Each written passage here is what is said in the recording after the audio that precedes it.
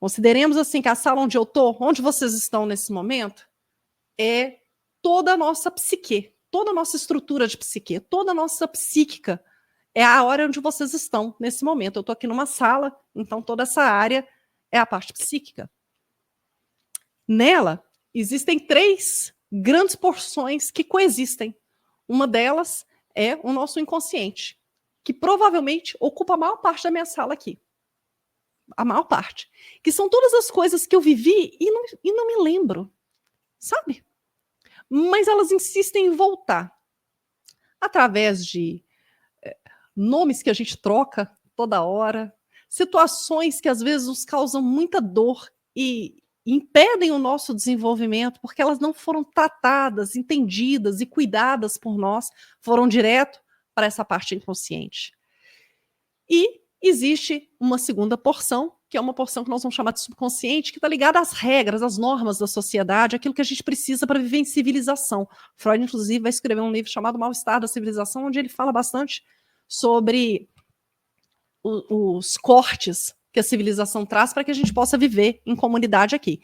Então, de forma superficial, vamos entender que esse subconsciente é como se fosse assim um grande chefe que vai impedir que esse inconsciente se manifeste.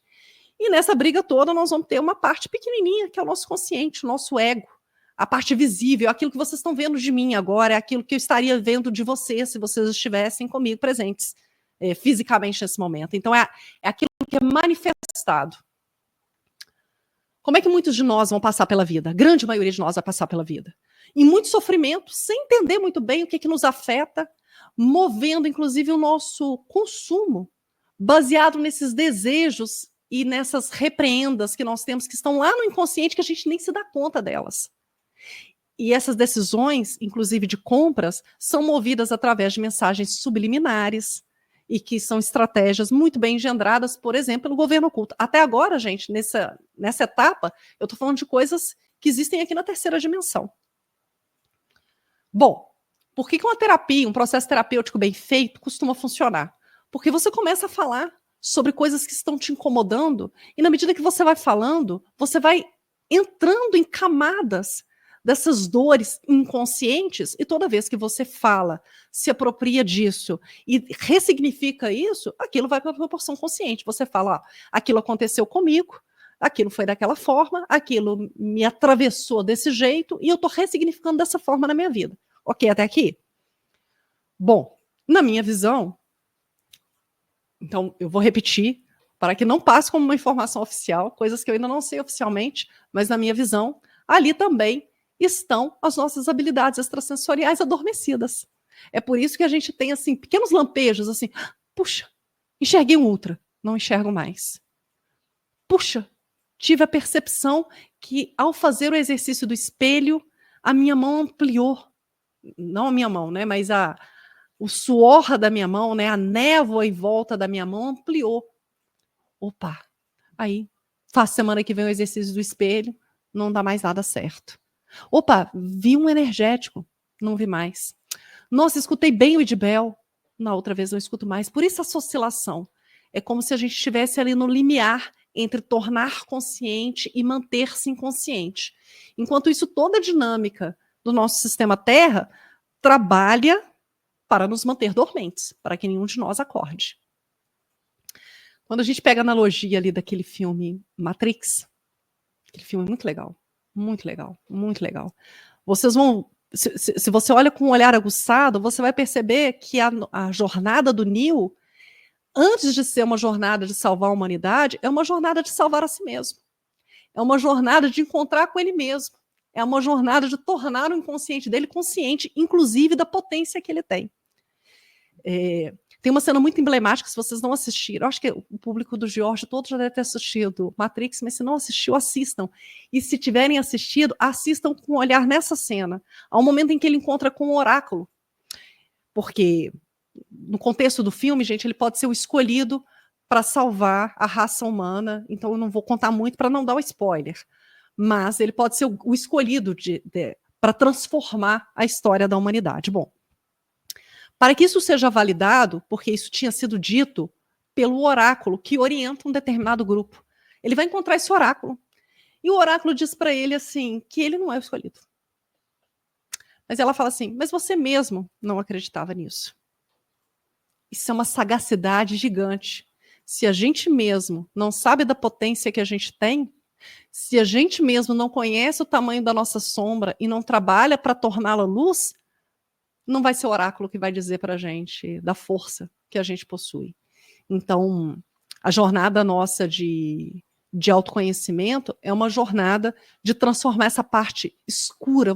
Vou usar essa analogia, porque é como se toda a sala onde eu estou tivesse com a luz apagada e a gente só conseguisse ver a lanterninha do meu celular como parte consciente.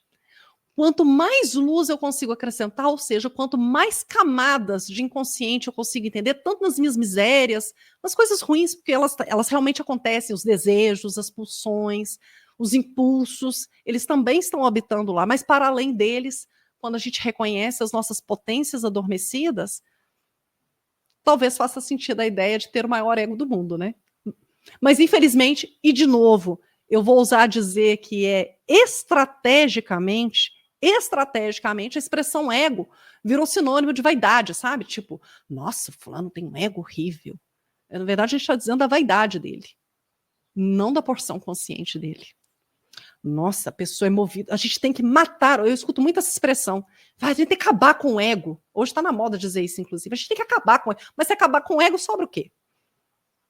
Então, do ponto de vista psíquico, o que a gente precisa acabar é com as nossas vaidades, com os nossos nhenhenhen, com os nossos mimimis, com a nossa necessidade de receber aplausos e palmas, e entender que a nossa jornada aqui é uma jornada solitária, onde a gente nem sempre vai estar recebendo aplausos, mas a gente precisa caminhar para trazer essa porção consciente, o mais iluminada possível, porque é a luz dela que vai iluminando a vida dos outros também.